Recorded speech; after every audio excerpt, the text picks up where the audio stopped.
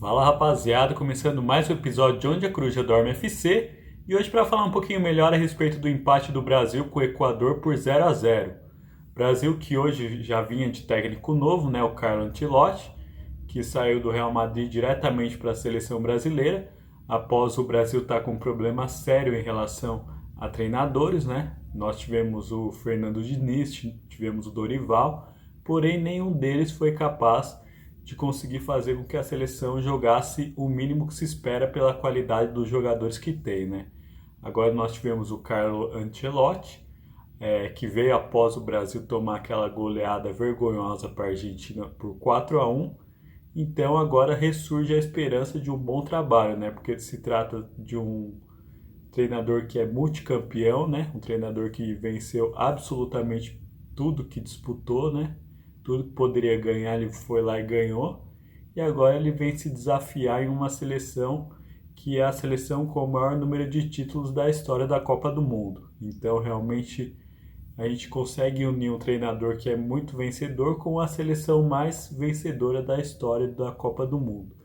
Então, espero muito que dê certo, né? Espero que o Brasil realmente consiga sair dessa crise técnica onde os jogadores não conseguem render na seleção aquilo que ele rende nos clubes, porém o começo no dia de hoje não foi muito animador, né?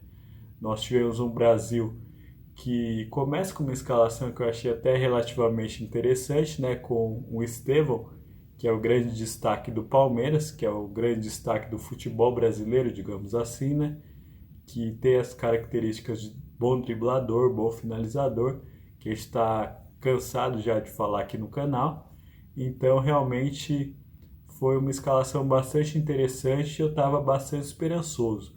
Mas na prática eu vi um jogo bastante equilibrado, eu vi que o Brasil não conseguia se impor perante o Equador, né? Nós também temos que levar em consideração que o Equador ele tem um time, uma seleção que está muito mais organizada, né? Tá há muito mais tempo com o mesmo estilo de jogo.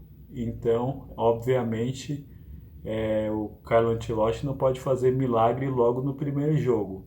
Obviamente, nós teremos que ter um pouco de paciência para que ele encontre a escalação ideal e para que ele possa finalmente fazer com que os jogadores consigam render aquilo que eles rendem no clube, né? Especialmente o Vini Júnior, né? Que é o melhor jogador do mundo. Então é um jogador que a gente espera bastante, né? Que guarda muito das nossas esperanças para essa Copa do Mundo. Então nós temos que adaptá-lo a jogar na seleção brasileira e creio que com um treinador conhecido, né? Um treinador que ele falou já por algumas vezes que foi o melhor treinador que ele já trabalhou na vida. Então é algo bastante importante e se alguém pode extrair melhor o potencial do Vini Júnior, esse alguém é o Carlo Ancelotti.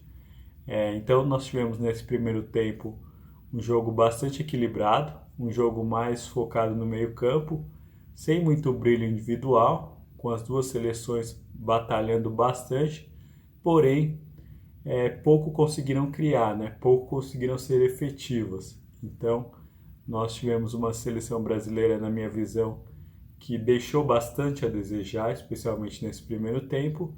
Aí nós partimos para o segundo tempo. E no segundo tempo também não foi muito diferente.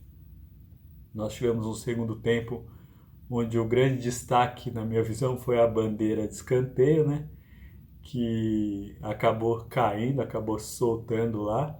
E para falar a verdade, eu que acompanho futebol faz bastante tempo, eu nunca tinha visto isso acontecer. E depois de tantos anos acompanhando futebol, hoje eu fiquei sabendo de uma nova informação, que existe uma bandeirinha reserva para caso a principal caia. Então foi o que aconteceu hoje, né? A bandeirinha principal caiu, foi lá para o pessoal que cuida dessa parte da organização, né? Teve que ir lá para colocar e eles trouxeram uma outra, que eu não sei de onde eles tiraram, mas realmente eles colocaram uma outra, tiveram bastante dificuldade, o jogo ficou parado por bastante minutos. Então, para você ver o quanto que o jogo deixou a desejar, porque se O grande destaque do segundo tempo foi uma bandeira de escanteio, quer dizer que os jogadores também pouco produziram. Nós tivemos também um Brasil que, na minha visão, jogou pior no segundo tempo do que no primeiro, tanto que o Equador conseguiu ter um domínio maior da posse de bola. O Equador, que tem um bom time, né, tem bons valores, muitos jogadores que também jogam na Europa, e nós temos também jogadores que foram crias da base do Independiente Del Valle, né, que é um time que vem fazendo esse trabalho muito bom de base e que serve também para a seleção equatoriana. Então nós tivemos uma seleção equatoriana que tentou se impor um pouco mais nesse segundo tempo e até conseguiu aumentar sua posse de bola, conseguiu fazer com que o Brasil sofresse um pouco mais na defesa, porém chances claras mesmo tivemos pouquíssimas, aí para não dizer que não tivemos nenhuma. Eu me lembro de uma com o Casemiro, né, que o Gerson, que na minha visão fez uma boa partida, como sempre, né, um grande jogador, então ele joga muito bem e dá esse bom balanço para o meio campo. Ele faz um corta-luz para o Casemiro, e o Casemiro, na minha visão, deveria ter chutado bastante forte, porém ele opta por uma jogada mais colocada, né, e o goleiro acaba defendendo. E fora isso, nós não tivemos mais muita movimentação no jogo. Então foi um jogo que, obviamente, se tratava da estreia do Ancelotti. Em um jogo ele não vai conseguir mudar toda uma seleção. É um trabalho que exige um pouco de paciência por nossa parte, muito embora falte só um ano para a Copa do Mundo. Porém, aos poucos eu espero que a seleção vá se encaixando e ele vá também contando com uma escalação ideal, porque hoje nós não tivemos o Rafinha, né, que está suspenso, e também não tivemos o Rodrigo, que na minha visão é um jogador bastante interessante, é um jogador que na minha visão vai vir para ser titular. Então o Brasil pode se modificar aí, na minha visão, até a questão de esquema tático. Eu tentaria jogar com o falso 9, né? Eu creio que é como dizem os treinadores, né? Você tem que fazer o melhor com aquilo que você tem. E na minha visão funcionaria melhor para esse tipo de jogador que a gente tem, uma escalação com o falso 9.